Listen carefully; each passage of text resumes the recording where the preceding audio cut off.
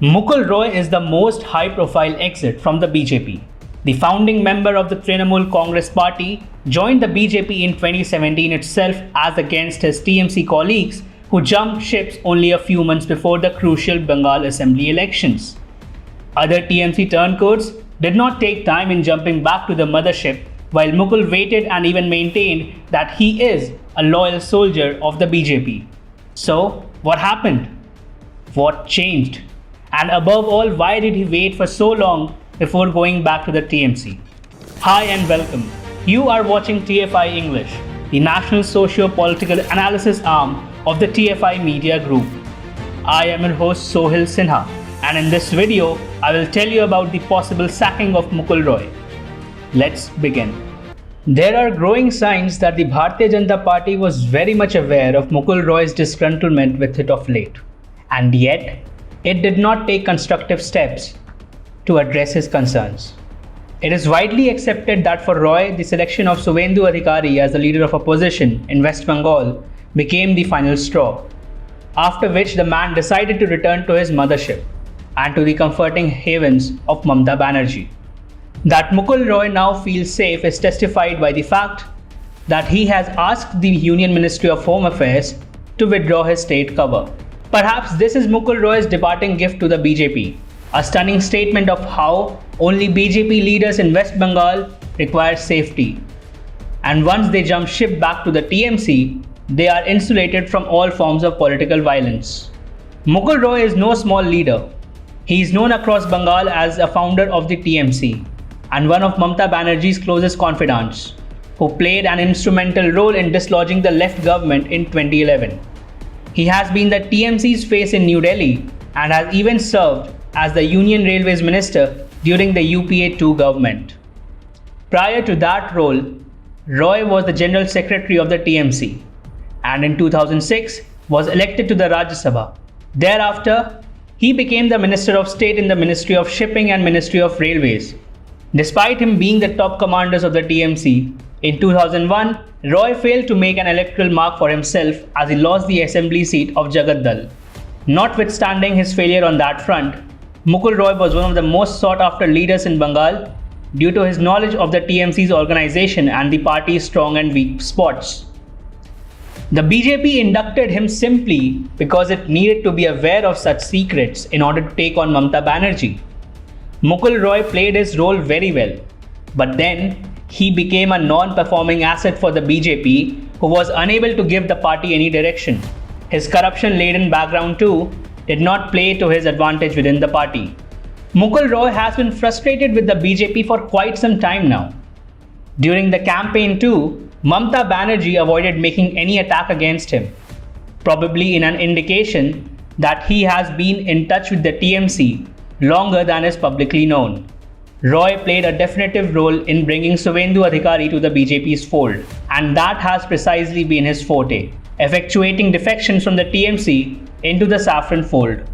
The results of the West Bengal assembly elections bear testaments to the fact that holding on to Mukul Roy's style of politics would get the BJP nowhere in Bengal. He won an assembly seat himself, but the BJP was handed one of its most humiliating defeats in 7 years. For the BJP leadership, its performance in the polls became the last straw. When he could, Roy served the party's purposes. He provided ammunition to the BJP and helped build an organization. Thereafter, he simply had nothing more to offer. The BJP realizes the need of cultivating a set of strong leaders in Bengal driven by the party's ideology. Suvendu Adhikari is now despised by Mamata Banerjee, and any scope of reconciliation between the two is non-existent. So, Adhikari is what the BJP is betting on now. Suvendu Adhikari's rise within the party is said to have stunned Mukul Roy, particularly after the elections when Adhikari emerged as a giant slayer by defeating Mamata Banerjee in Nandigram. The BJP realized the importance of the leader they had gotten hold of. Now, Adhikari seems to have become the chief correspondent between Delhi and Kolkata.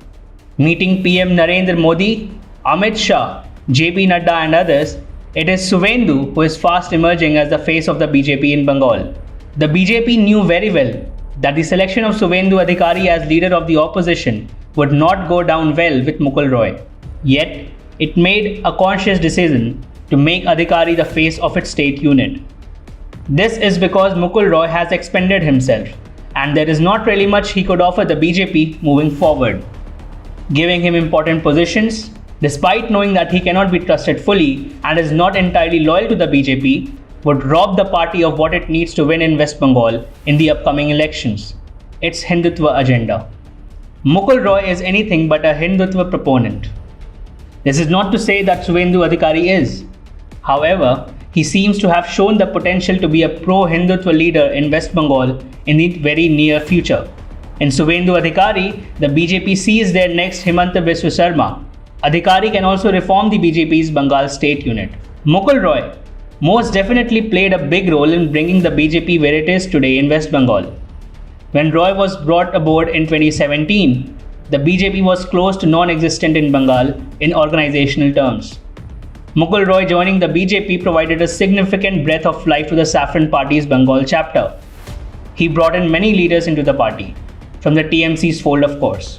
In terms of building the BJP organization needed to fight the 2019 and 2021 elections, Roy played a significant role. Mukul Roy has been sending mixed signals for quite a long time now, and the BJP's top leadership does not like to be bullied, much less by leaders because of whom the party has just lost an election which it was hoping to win handsomely. Mukul Roy was not the only one annoyed here. In fact, the BJP too got uncomfortable with the man known best for transporting secrets from one party to another. BJP had nothing to offer to Mukul Roy. He would not be kicked out of the party publicly, but he was unofficially dumped. Frankly, the BJP stopped giving a damn about the man. Despite his bullish maneuvers last month, when he postured himself to be on the brink of leaving the party, the BJP did not make any grand effort to retain him. Yet, he did not lose hope and came on Twitter to say, "My fight would continue as a soldier of BJP to restore democracy in our state. I would request everyone to put the concoctions and conjectures to rest. I am resolute in my political path." Naturally, the tweet now stands deleted. The fact remains that the BJP had made its decision regarding Mukul Roy's future in the party much before he decided to sever ties with it publicly.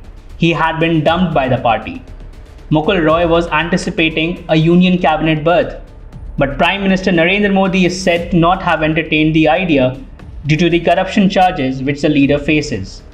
In the backdrop of him being cold-shouldered by the BJP, the TMC really became his only hope at remaining politically relevant in West Bengal.